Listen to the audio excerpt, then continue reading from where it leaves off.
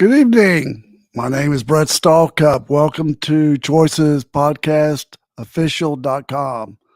We are going live for the first time. Welcome to our live version of Choices Podcast. We are going to be all about choices in your business, personal, professional life.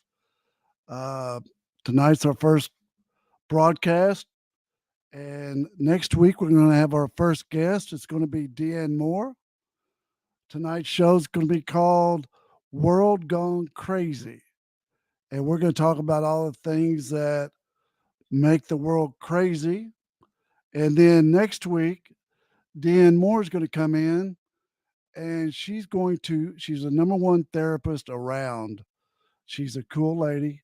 She's going to come in and give us tools for living in the crazy world that we're living in. And don't miss it because she is an awesome treat. Also, in the near future, we're going to bring in a lot of cool guests, and a lot of them are clients of mine, and they're like chomping at the bit to come on the show.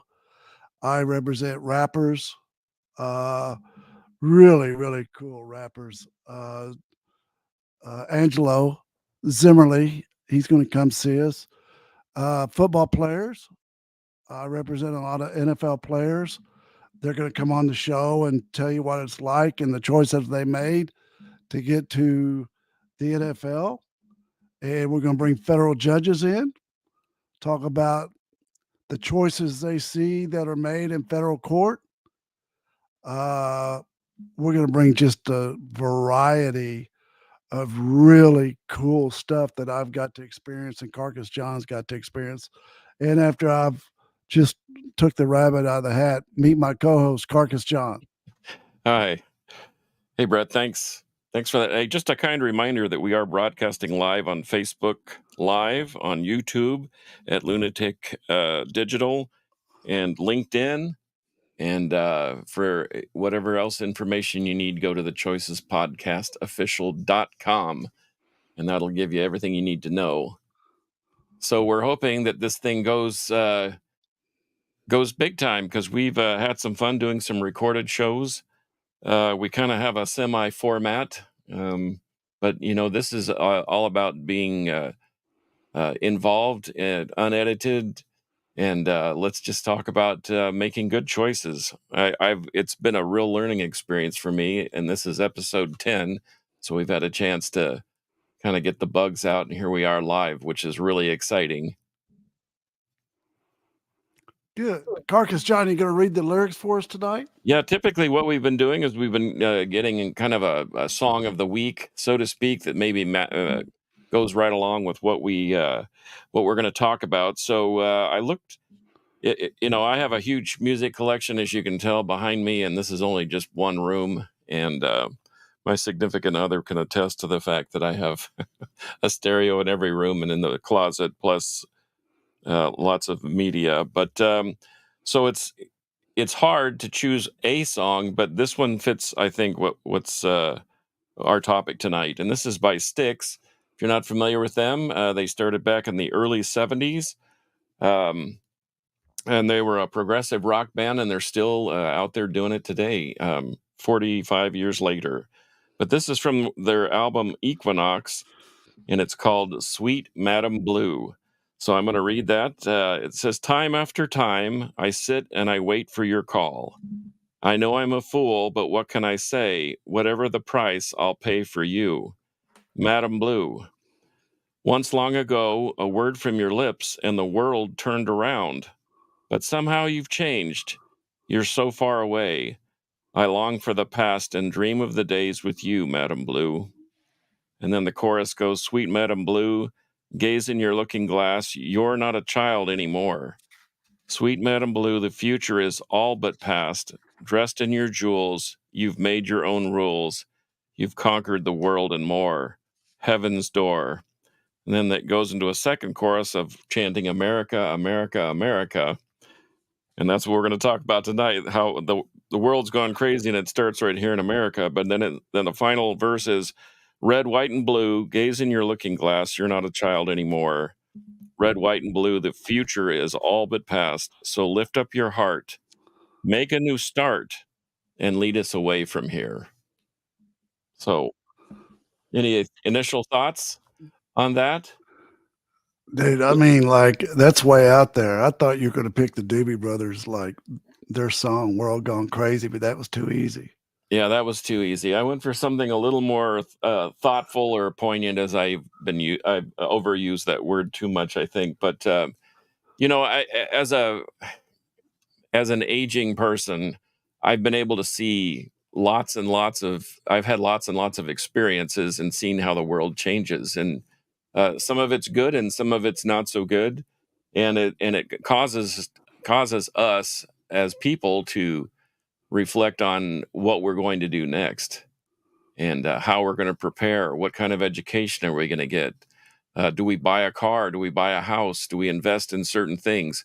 And boy, it surely has changed from years ago when I was in college, and now been in the work in the out in the service business for years and years and years, looking at retirement soon. It's real eye opening, what the world has done and the choices that the world has made to get to this point. I really can't believe that we picked our first show to be World's Gone Crazy. I've promised myself to not be political on this show. Uh, and I guess we're going to get a little political tonight, but we're not going to talk about the donkey and we're not going to talk about the elephant. We're going to talk about the world. Um, the amazing thing to me is I've learned so much. Um, my wife would never let me get in politics because all the skeletons that come out back when you were 3 years old comes out. But whenever you look at issues in business, issues in your personal life, or issues in your professional life, it always has to do with two things: power and money. Whenever people get divorced, you sit there and say, "Oh, I really, I really, I'm here, Brett, and I'm really here because it's about the kids." It's never about the kids, dude. It's always about the money. The kids side there's two parts of a divorce. There's property, children, and very seldom do you see people really not get into a fight over the money. Uh, I guess it's just normal. But, anyways, I like to bring it up about power first. Okay. Carcass, you writing that? Power. Got it written right here, All right. right above where I Power. have money. See, here's the problem. I have a lot of friends in politics. I used to drink that Kool-Aid. You know what I mean? Where they call you, a politician calls you, and they say, "Brett, can you have a fundraiser at your house for me?" Sure. If you don't, and we don't raise money, do you realize what's fixing to happen in this world? This world, the other side has done this. And if you don't help me raise some money, your kids are going to be raised in a world that you're not proud of, you know? And so they always guilt you in to giving them money. And I don't play that game anymore. I don't do that anymore. I'll have a fundraiser for people that I truly believe in or something like that. But it's all about the power, dude. And look at what goes on up there now. Man, if they're elected, how does a representative or senator walk away making so much? They start money, right? First of all, they're there because they're supposed to be taking care of our best interest. That's the last thing that they care about is our best interest. They're there because of themselves. It's like this congressman. I don't want to use his name, but he's retiring. He said, "I'm tired of being irrelevant and I'm tired of lying." I was like, "Good for you, dude. At least you're honest, you know." But But that doesn't bode well for the rest of the world, the people that they're supposed to represent. when you drive through Washington D.C., all you hear is a big fat sucking noise. You know, it's nothing to be proud of either side right now. You know, they all talk about, well, I'm going to unite. I'd like to see somebody reach across the aisle and try to unite America again, because that's not happening by any one of those knuckleheads. Uh, it's all about them. It's all about what they have to do to get elected. And I just really think power is an issue in America today. It's made us go crazy. Well, Um, so to your something you mentioned, I had an unfortunate experience recently within the last day, and basically, if the premise was if I don't believe what you believe, then I'm a piece of garbage, and it's not about having a civil conversation. Like, if you ask me for my opinion, I would just ask you to listen, and whether you believe me or whether you think the same way, um, that's fine. You're not going to hurt my feelings either way. But when a person gets disparaging because you don't espouse their agenda or their talking points, I find it derisive, and it separates us. And something that I wrote down, a couple things, if I can be so bold as to read them. Um, be unique, be yourself. That's the first thing. And then it says we should celebrate our differences and understand them by finding common ground. Now, what does that mean? What does that mean? That Yeah, means I try to understand where you're coming from, but doggone it, you better give me the same courtesy. yeah.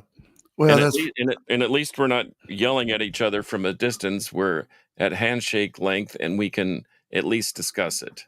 well. The problem is that free speech is uh, the the ability to say what you want now goes direct. If you don't agree with somebody, it goes directly into they're going to destroy some property.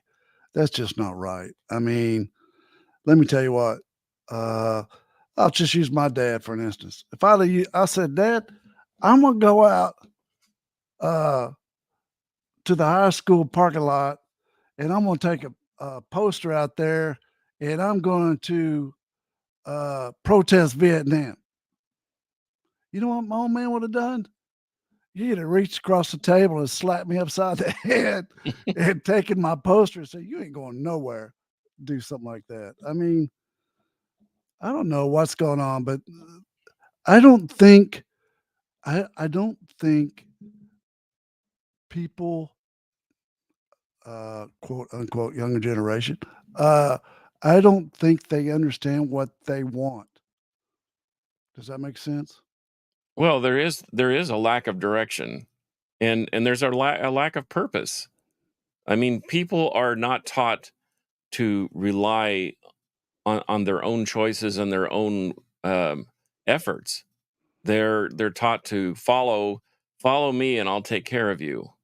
That's more in my eye. That's what I've seen, and fortunately, um, I, I mean, I see young people wanting to be taken care of, not wanting to excel and even fail. My daughter, my daughter, she's a fitness queen. She does her thing. She will be the first to tell you that you don't um, you don't get better. Yet the strength is garnered by resistance, and whether you do that full rep or not, you're learning something there, and you figure out how to push through it. But that's not what's taught anymore. That is something that has to be learned from somebody who did it before. But I think if I can be so bold as to just sweep a generalization over the current situation here in the world, is that people don't want to work. They want to be taken care of. And they want to be given the opportunity to think however they want, but some of those choices that they're making they're not going to extend their life experience, if that makes any sense. Yeah, it does. And the other thing to that is the choices were not made by the kids alone, especially during the pandemic. when it was the 6 foot rule and all that stuff about you can't go to school. Well, do you realize what separation that causes from the kids that didn't go to school and they didn't go online? Most of them couldn't afford a computer to go online with, but the separation that has caused between the kids with other kids that went to school and didn't miss a day. They graduated high school and going to college.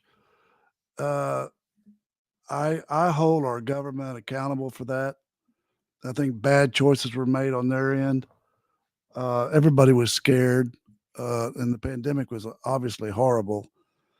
But it's created a huge gap in knowledge is power, dude.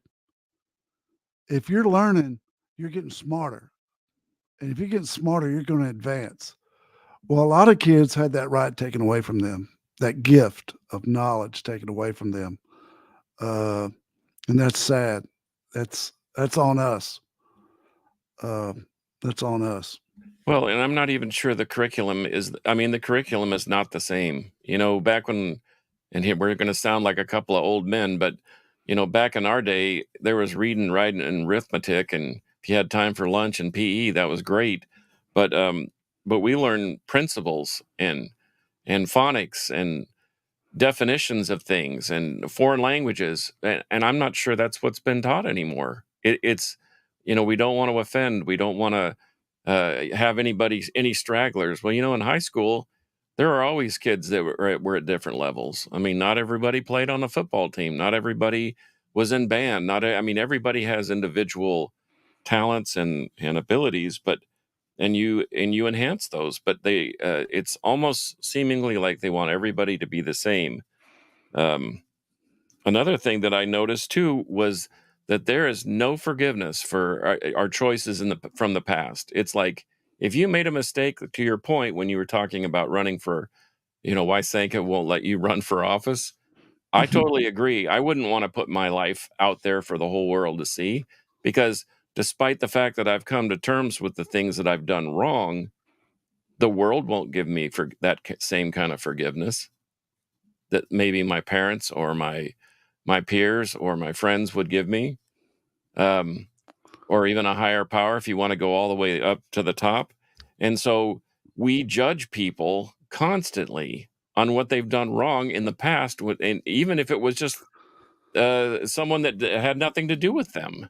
Yeah, well, that's easy because that's now all about the win. The way that we are being taught to win right now is to run over the other person with a bus.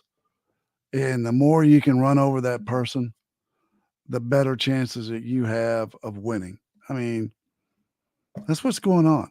That's the power part. Do we acknowledge that that's a huge problem in the world right now? It's a huge problem because there are only, in my eye, and this is what I see, and people are welcome to engage us with comments, and I would hope that you're welcome to ask questions, and even if it's after the fact when you listen to this tomorrow or the next day, we will go back and look at the comments. But um, we we have to. It looks like a small core of people that want all the power, and it's almost like they need victims in order to succeed. And if you look, it's very odd the way it used to be, the perception of the way things used to be, where big corporations were bad, and yet big corporations have all the power now. Yeah. I mean, look who has the power. You can name three people right off the top of your head, and they have all the power. Amazon. Oh, no, no, no. We're never going to get to Amazon. We can't get past insurance companies. And Insurance I had a companies. bad experience with them this week Well, too. I hope that the people will gather and do something about insurance companies because tort reform is all about, hey, insurance companies complaining about the judgments they were paying, right? And they Well, how said, many people okay, are we're going paying to their do. premium? I know, but they said, look, tort reform, our premiums are going to get lower. It's all the lawyers' fault. Well, we found that out. That wasn't true. So then Obamacare came. We're going to make your premiums go down. Insurance companies are chomping at the bit. They're driving around in New York, they're honking their car and, and raising their flags, going, "You guys go." They are killing it, dude. They're killing it. And they're the best hidden group of elitists known to mankind. Well, I'll be honest with you. I had a little fender bender. I actually ran into a person who was a professional accident person, but we'll leave those details out of the way. But what I learned from a place where I rented my car was I was thinking, oh man, my insurance is going to go up because it was deemed my fault, and he said, this is what they do. It has no rhyme or reason. By law, they can't raise your rate just because you were in an accident and you filed a claim.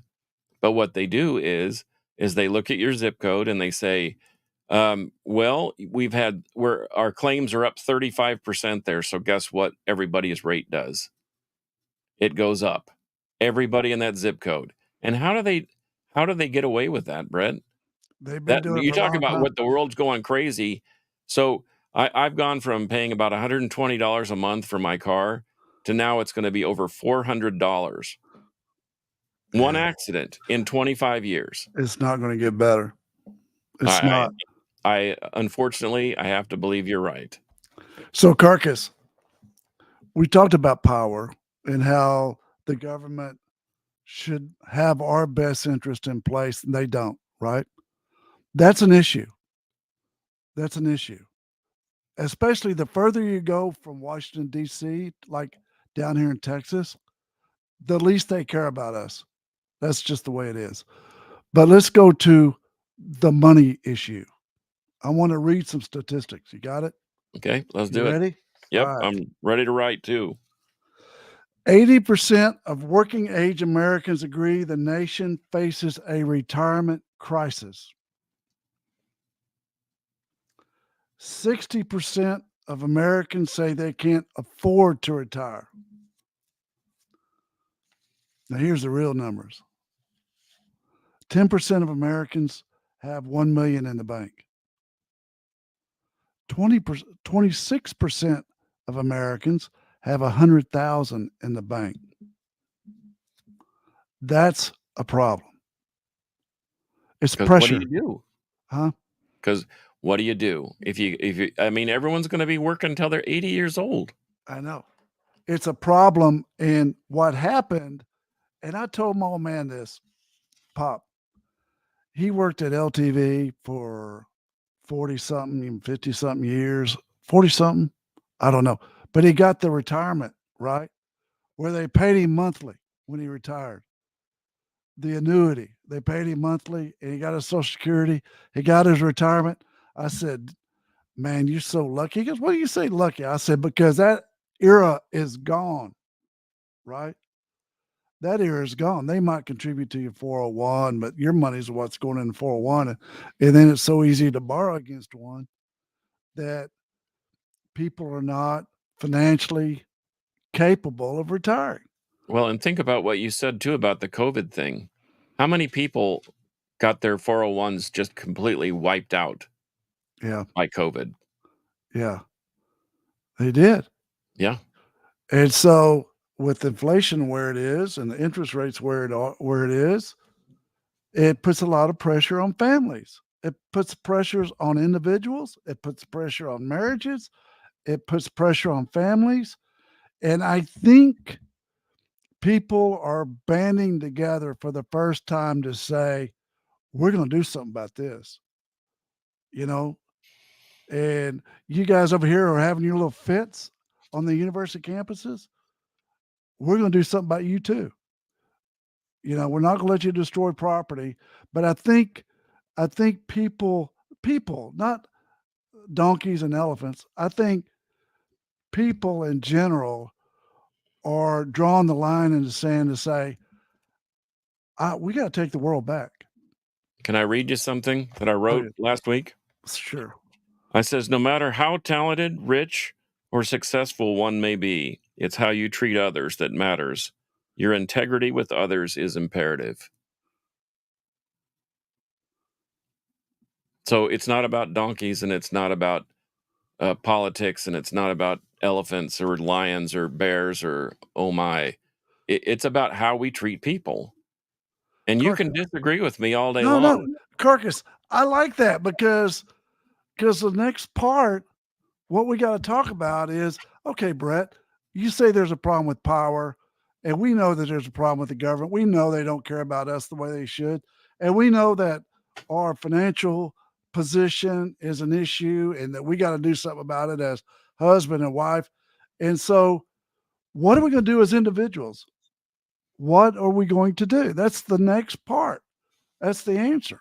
That's where we're going to get Dan Moore to help us on the relationship stuff.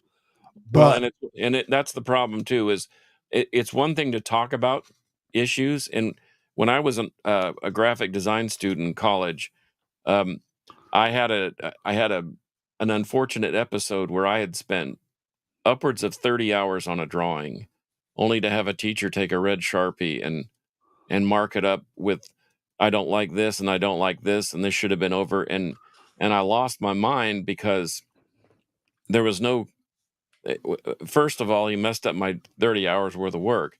Second of all, he wasn't offering any constructive criticism on how to make it better.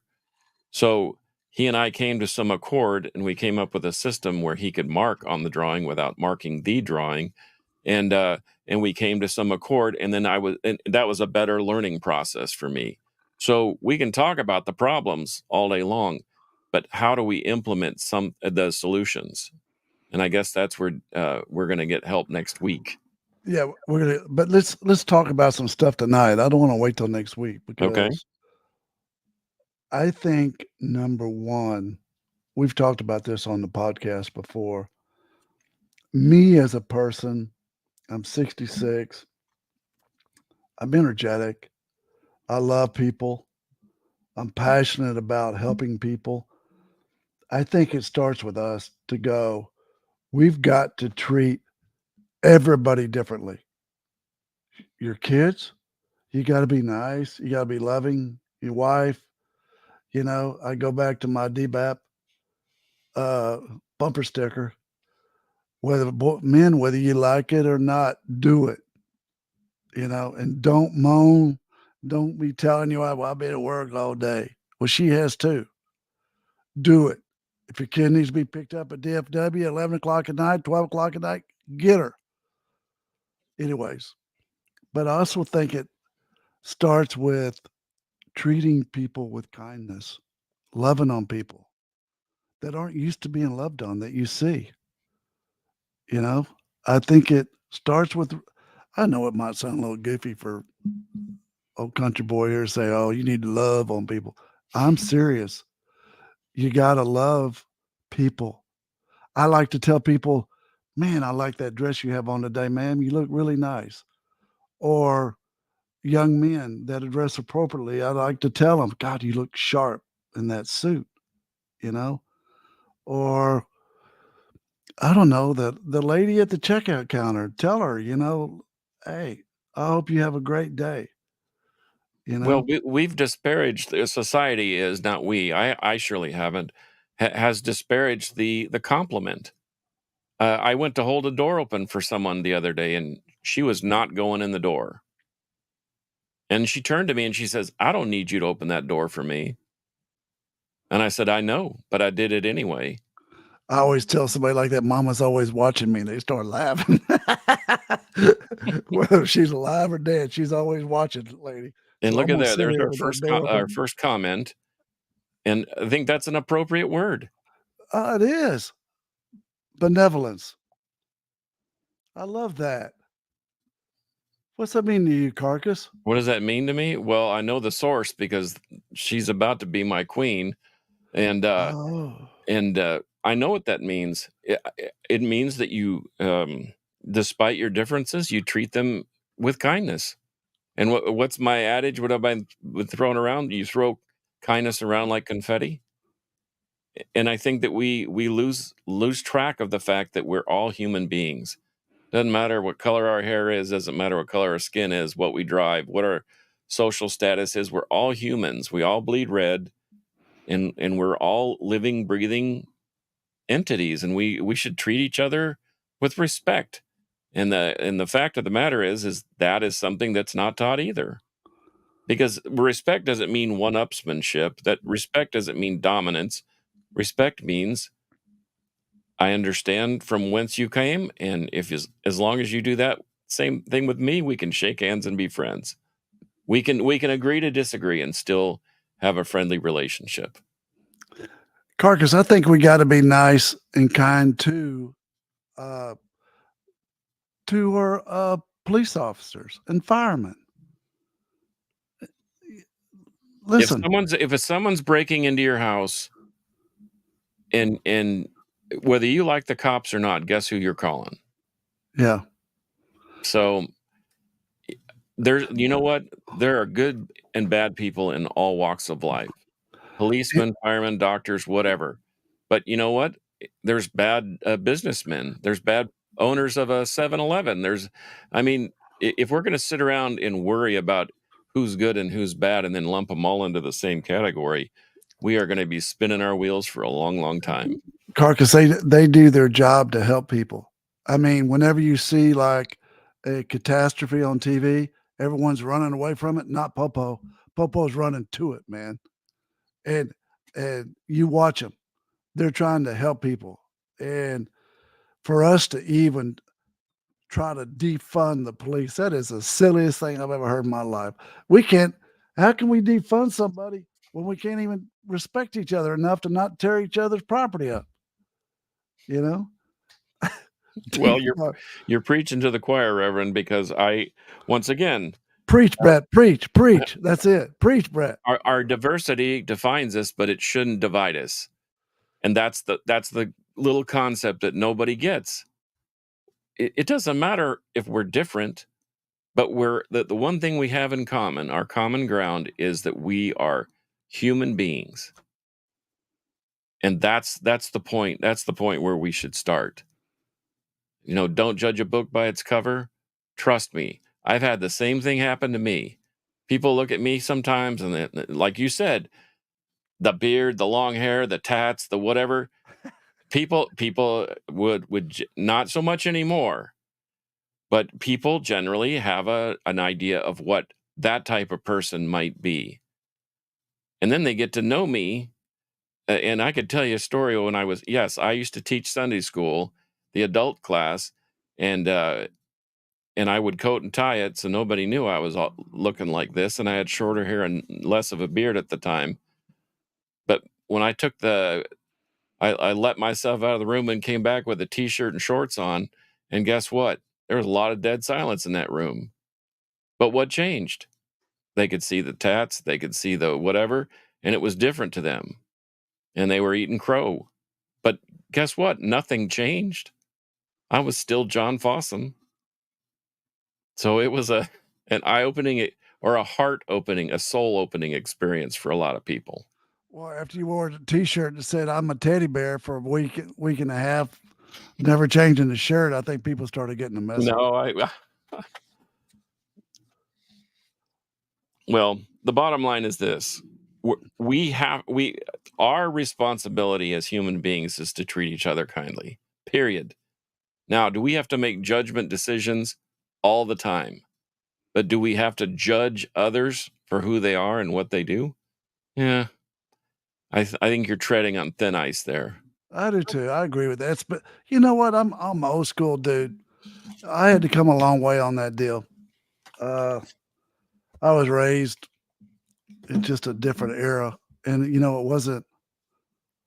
It wasn't us. It was the older folks that had all the judgments, and they were like putting them down on us. But I have learned how to be unjudgmental. And look, I'm just not going to judge somebody anymore, man. Two guys love each other. I'm so happy they love each other. I really am. If two women love each other, I am genuinely happy for them. It's taken a lot for me to come that far. And guess what, Brett? That's their decision. It's not yours. Yeah, it is. So, and what to your point, if they have some modicum of happiness, then so be it. Doesn't mean It doesn't mean that we have to condone it in our own lives, but you know what? We have to accept it because it's their decision. It is their decision. I'm not gonna go tear their house up.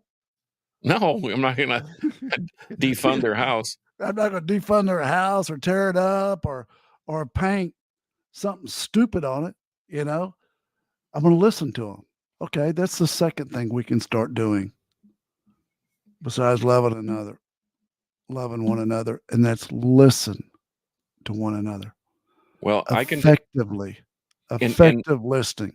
and I will tell you right now that I have a wonderful learning opportunity right now with the family that just about ready to we're getting excited because August is right around the corner. But I know that my views are juxtaposed to some of the views of Steph's children. However, we have come to an accord by not being all the way at the one end of the pasture while the other one is at the other end of the pasture and we're screaming at each other. I've invited them to come to the fence and talk to me and be honest with me and explain things to me because I don't know how they got to that point. And it's not up to me to try and decide how how they got to that point. And it's been very informative and I think it's helped us grow closer. And I look at them as wonderful people. I don't look at them as anything else. There's no other strings attached to that. But it's taken both sides to look at it. In fact, this idea of verbal currency really struck me Ooh. because some of it people are investing in verbal currency, but they're investing in something that has no value, no substance, and it's disparaging, and it's angry, and it's like a temper tantrum. And but on the other side of that, some of verbal currency is, to your point, hey, you look nice today. Yeah. Hey, I really appreciate all that extra effort you did on that case. So there's two sides of that. And what are we investing in? Are we trying to stand on somebody's throat because somebody we don't like got convicted of a felony, or are we sympathetic to the fact that maybe that person was somebody that the other person admired?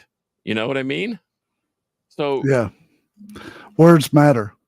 words do matter, but And words are a form of abuse, not sure. not used appropriately. Yeah. Well, and once again, I remember having a conversation, and I'm going to just draw on my own perspective, and if people have listened to our podcast up to this point, they know that I talk a lot about my family and my friends and the things I like to do. But uh, I remember dating early on with Steph, and somehow she felt like she needed to get her past out on the table. Like, there may be some things I should tell you. And I told her, I said, I don't need to know anything of your past because is it a problem now?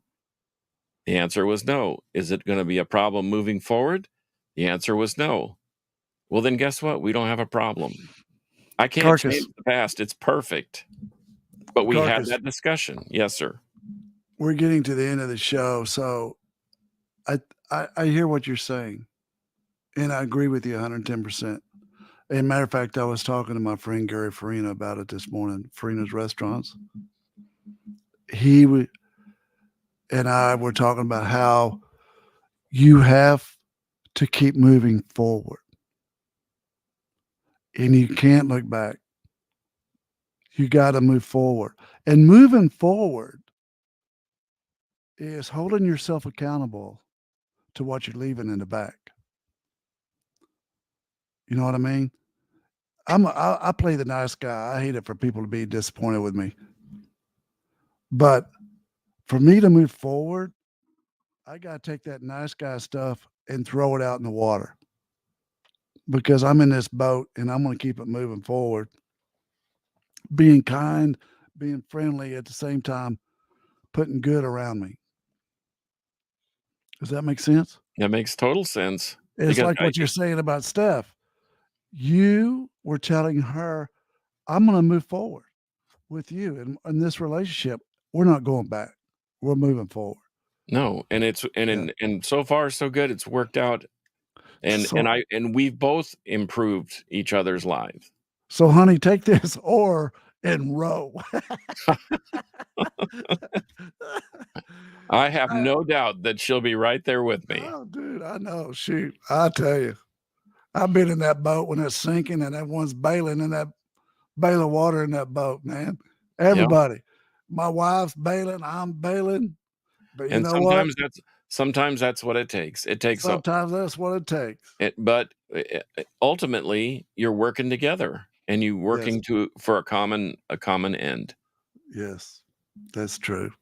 So, all right, we always like to conclude our show. So next week, before I read our quote of the day, I would like for everyone to sign in with us next Tuesday at 7 for a live show with our guest, Deanne Moore, numero uno therapist.